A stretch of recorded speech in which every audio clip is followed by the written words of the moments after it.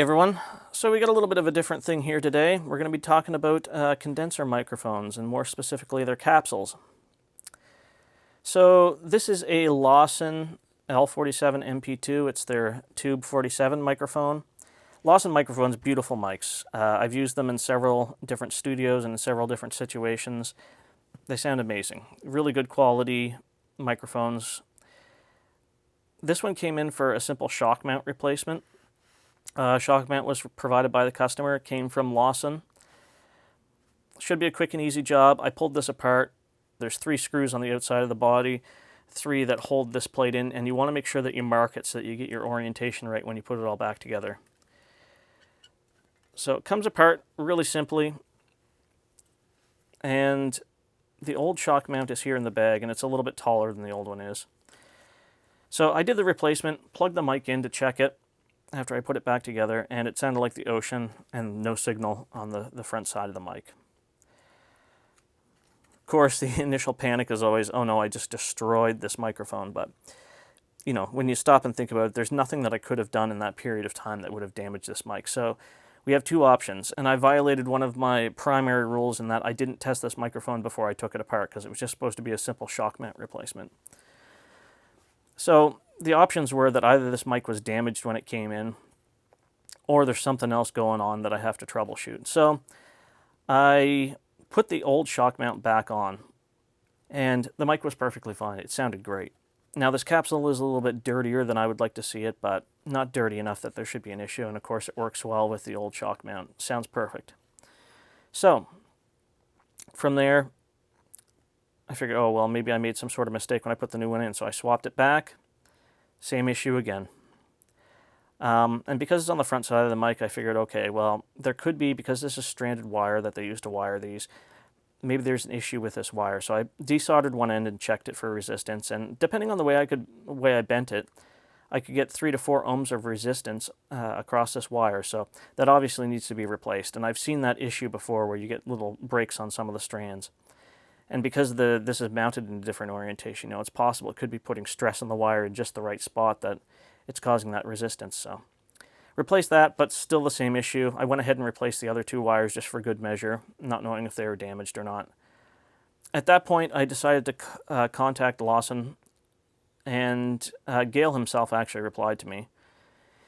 And through the exchange of emails and going through and explaining the issues and giving clarity, he told me about how they've had some of on the rubber of some of these shock mounts, actually, if you get enough skin oils on them, they can actually become conductive.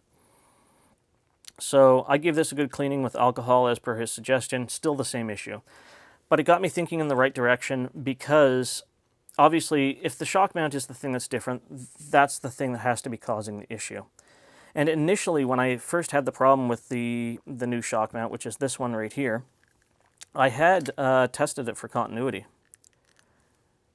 but there was none. So I'd sort of written it off. Then later on, because this was after probably a week of emails back and forth and trying different things, I finally clued in that I'm not sure if I checked it in resistance mode. And lo and behold, when you check it in resistance mode, you know, 4.5 megs of resistance across this, and by bending it and putting pressure on it different ways, I got it down as low as 400K. And you cannot have any continuity at all, even several megs of resistance, between this frame, the frame of the capsule, and the rest of the microphone. So that was the issue. There's some sort of defect inside of the rubber portion of this one. Anyway, I let Gail know, and he sent me out a new one, and I installed it, and mic works perfectly.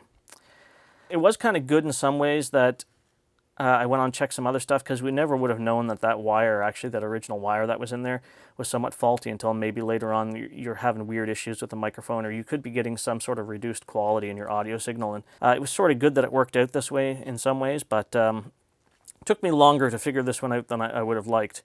And probably because, you know, I don't work on microphones very often or at all, really.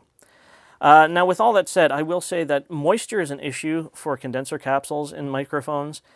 Probably 90% of the time, and again, I haven't looked at many mics over the years, but the few that I have, 90% of the time, when they're making a lot of noise. They would still have signal on them normally, but it would just be really noisy or crackly, and especially when it's warming up. A lot of the time it's turned out to be that the capsule itself has been damaged, and just being stored for a long time and or moisture in the air can cause issues with these. So you just want to make sure that you're properly storing them. The thing that I do with all my condenser microphones actually is I have sandwich bags for all of them, and I put a desiccant pack inside. And that goes over the grill of the microphone with a desiccant pack inside and an elastic band around the body of the mic to sort of seal it off. And that seems to take care of any moisture issues. I've never had any issues since I started doing that. And with that said, there have been a couple microphones I have salvaged by using that trick, even though I think mainly the damage is actually caused, the moisture actually can cause a slight bit of corrosion on the surfaces inside of these capsules, and I think that's eventually what sort of takes them out. But I don't know, I have done the desiccant trick. I also did the hairdryer trick on one and seemed to fix it. So I don't know. I don't have enough experience with that to say whether it worked or not. It could sort of be like the putting your electronics in rice thing, where it's, a little bit of a...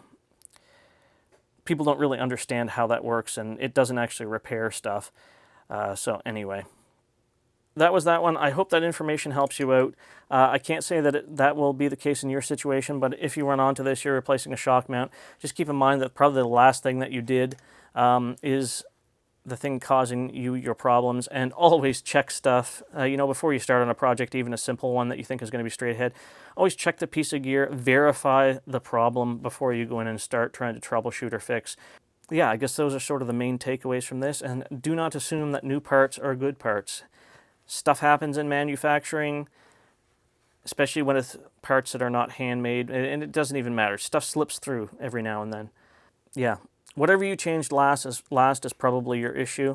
So I'm glad we got that sorted out. Lawson sent out a brand new shock mount free of charge, and they were great to deal with. And this mic will go back to the customer for many more years of use. Really great sounding microphones. I love them, and I'm really glad I got the chance to work on this one. So hopefully that helps some of you out, and if it did, then great. Feel free to like this video, and you can subscribe to my channel down below. And we'll see you all next time.